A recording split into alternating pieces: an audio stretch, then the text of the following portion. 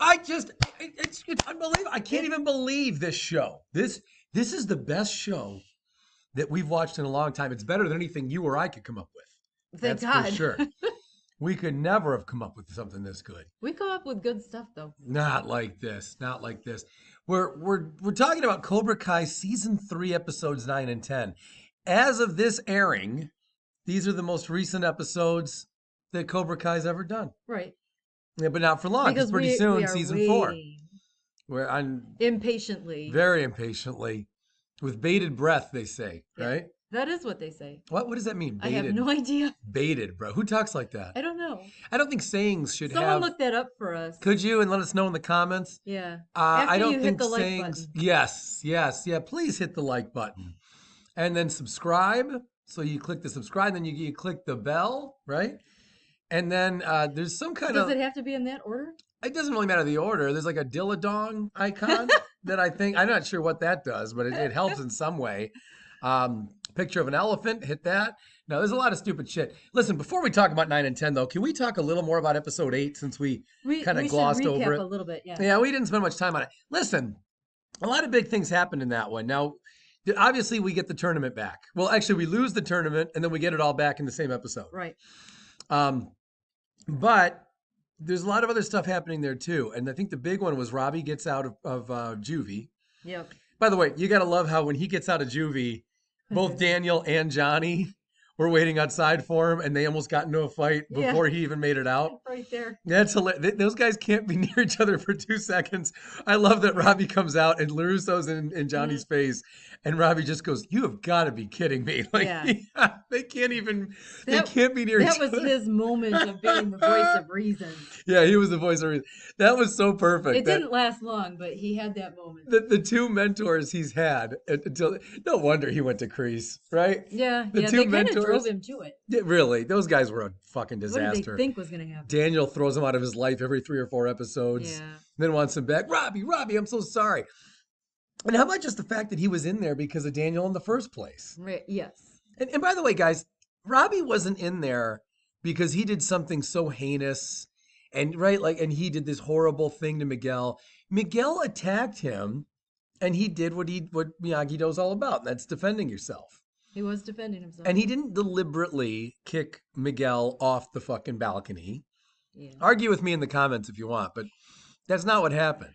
They were in the fight went on forever. And by the way, all of what's it called? Not Eagle Fang. All of Cobra Kai had attacked Robby at some point during that fight. Right. You realize like everybody had taken a swing or a kick at him or grabbed him or something. Yeah. I mean, Robby had been attacked more than anybody. anybody. Yeah, think about it. Every single one of them. If you watch that, there's a scene where he's not fighting Miguel for a little bit. Anyway, it's the whole thing, but he fights everybody. So in the end, you really think he was so calculating that Robby's like, "I'm going to kick this guy right off." Of course not. Yeah. It just fucking happened. Everybody's like, "You look what he did. Look what Miguel did. Miguel started the fucking thing." He did. I realize this is 10 episodes prior to what we're supposed to be talking about right now, but it's an important thing. Anyway, let's move on. Yeah. So that was episode, well, that was season 2. But more importantly, episode 8 had a lot going on. I was shocked that Robby actually attacked Miguel again. Yeah. Right. Think about how fucked up that is. Right out of juvie. Yeah. Like, I think it was literally the day. I think he got out of, it was supposed to be that same night. Yeah. Because it was dark out and he got out of there when it was still kind of like afternoon or evening. So he got out, went right over to see Sam at Miyagi-Do, and he showed up and he actually attacked Miguel. Mm-hmm. And then Sam stood in the way. My God, that's amazing for Robby to do. That is a wild decision. That is extraordinarily poor judgment, young man. Yeah, just out of control. I don't blame him. I think he's had about enough, but like him, and a few people have taken a swing at Miguel. We'll talk about this as we get into episode 9 here, 9 and 10. But Kyler, I don't want to jump ahead too much here. I guess I'm jumping ahead a little, but Kyler came over to the fucking LaRusso house and attacked Miguel in what I can only call a fight to the death. Oh, that was brutal. It was so brutal. Did he think he was going to be a badass now? Because he finally beat Miguel while Miguel was barely able to walk again? Right. Is that what this fucking that Kyler kid is such a pussy? Yeah. That's what he thought he was going to do. Now he's going to brag at school. Yeah, I beat up the kid that can barely move. I beat up the kid who had a broken back. Yeah. Who literally lost the use of his legs. And by the way, he's known for his karate. As was exemplified in season 1 when he thrashed me and like 4 of my friends all over the fucking cafeteria. I mean, Jesus, Kyler, that was unbelievable. This is where the show does get a little too cartoony. Like, it's just a little too much. Like, I'm really. By the way, I thought Kyler's dad was going to shit in his mouth. What happened to that? Remember that? That was this episode. That was episode 9, I think. Something like that. Kyler's like, oh no, my dad will shit in my mouth. So let me get this straight, Kyler. You're afraid to kidnap a snake as like a prank, but you have no trouble breaking and entering in what I can only call a gang-related scenario. You're there with many other people. Smashed in. Evidence was everywhere, right? There was no question. I mean, fingerprints all over the place, broken glass, stormed through the door, the window, through everything. Came in, broke all their furniture, and completely attacked everybody there. There was more physical evidence of violence than I can even imagine. That your dad's cool with. But God forbid you take a snake for a few hours. Now he's going to shit in your mouth. This Kyler kid doesn't make any sense. All his decisions are terrible. He's not a good kid. And I think he's generally disliked amongst most of us. Sure, but I'm trying to point out he's not just a bad kid, a very bad kid. He is a remarkably dumb kid. Because it doesn't make any sense. Like this, he wasn't worried about getting in trouble. By the way, when episode 10, not season 10, episode 10 ends, they kind of jumped forward after the fight, like I guess a few days, because the fight takes place December 19th, right? So it sounds like it's a few days later when they all get together, when Eagle, Fang, and LaRusso, Miyagi are all training together. So if that's the case, what are we doing about the cops and everything? Like, are we calling the cop? Daniel had to have called the cops. I mean, their house got broken into, and then how does Hawk work into that? Because he was part of it all. I mean, what did the cops let it go? What did the cops interview all the kids? All right, who broke in here and who attacked all these kids? And Hawk's like, listen, I got to admit, I had a big hand in all that. However, 3/4 of the way through our assault, I changed my mind. And I had a couple of flashbacks that sort of turned my shit around a little bit. So I then assaulted the other kids that I was there with. Yeah. The police would just be like, let me get this straight. You broke and entered, you assaulted essentially everybody in the home then. Yes, including the people I was with. Yes. But well, who was Hawk's ride home?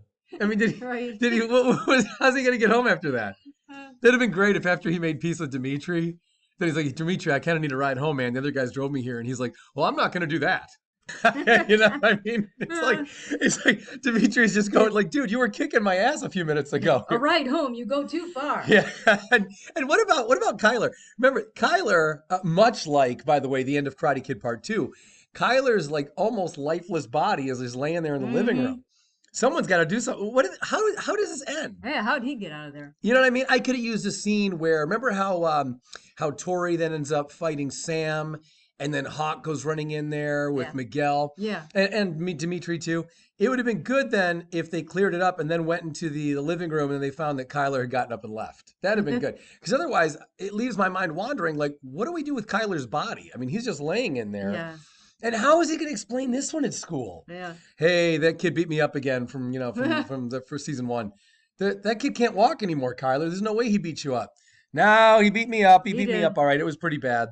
Kyler, I don't understand. He was hospitalized. Look. It's nothing I want to get into.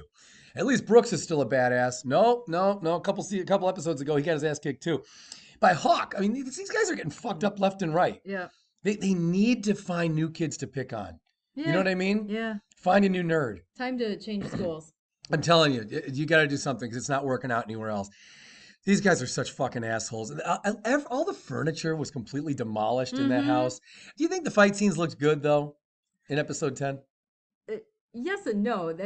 I don't know. In the fight at the LaRusso's house, I really felt like I could see the choreography. Yeah. And I think it's so much better if you don't see the choreography in it. Gotta tell you, the fight at the end of season 2 looked great. It always looked great. This one, there were a lot of flaws. There were times where like the fight right in front of you looked really good, but then 10 feet behind them is a fight that looks so bullshit that like a kick is just like wildly up in the air, not hitting anybody. But then the actor acts like he just got kicked in the face. He goes flying back. It almost looked like a big joke, actually. So there were things about this I didn't really care for in the fight. Yeah. But what an episode. Well, we should back up a little bit before we talk more about this one. Let's talk about episode 9, the Allie episode. Yeah. This episode was almost entirely devoted to Allie and I waited all season for this episode. I gotta tell you, who came on stronger, Allie now with Johnny, or that nut Jessica in Karate Kid Part 3? The new Allie? This Allie now. This Allie versus the old Jessica. Versus old Jessica, yeah. Wow. I think Allie. Allie was coming on strong too. Allie wanted some cock really badly. And she basically like told her mom. Her mom's like, "Oh, honey, do you have any plans? I hope you're not going to be bored." And Allie's like licking her lips. She's like, "Oh, don't worry about that, Mom. I got plans." She's like, "I got plans for all of my orifices." You know what I mean? And her her mom's sitting there like, "This is a fucking PG sort of show." At least she didn't draw a dick on anybody. She didn't. That episode was so great. The whole thing with the way it was handled with her and Johnny, with going on what should have just been lunch, and then lunch gets a little later, and then how about the flashback that Johnny has when he goes and gets the suit, and then he shows up to meet Allie again, and he walks in and she's talking to LaRusso.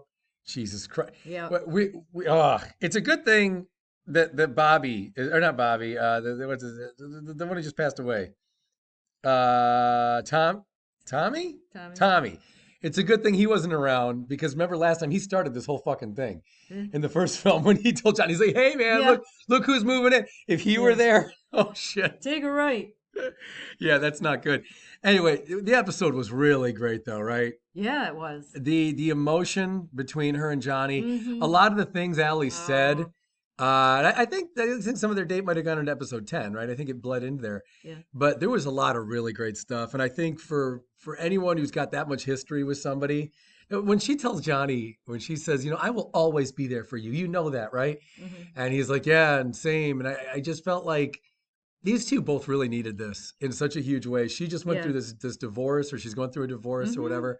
Johnny up and down, a bunch of women, sleeping with Carmen, all kinds of shit, beating people up all the time. Fighting LaRusso all summer. He's got a million reasons to need something like that as just kind of an escape from their lives. Yeah. So it was such a sweet episode. So well done. Loved seeing her interact with Amanda and John and Daniel. Yeah. That was great. Thing at the party was so much fun. And how about Johnny saying when he says "Merry Christmas, LaRusso," and he pauses and he says Daniel. The writers really know how to handle this shit, huh? Yeah. Well, we've only got a couple minutes left here, so let's talk about the big fight at the end. Not the big fight with the kids, but the real fight that we all wanted. Yeah. This is I don't think it was handled very well, honestly. In a lot of ways, I have complaints about the Star Wars nature of it, but I'm still gonna say, Star Wars, didn't he? I mean, come on, Robbie's like "You are weak." Yeah.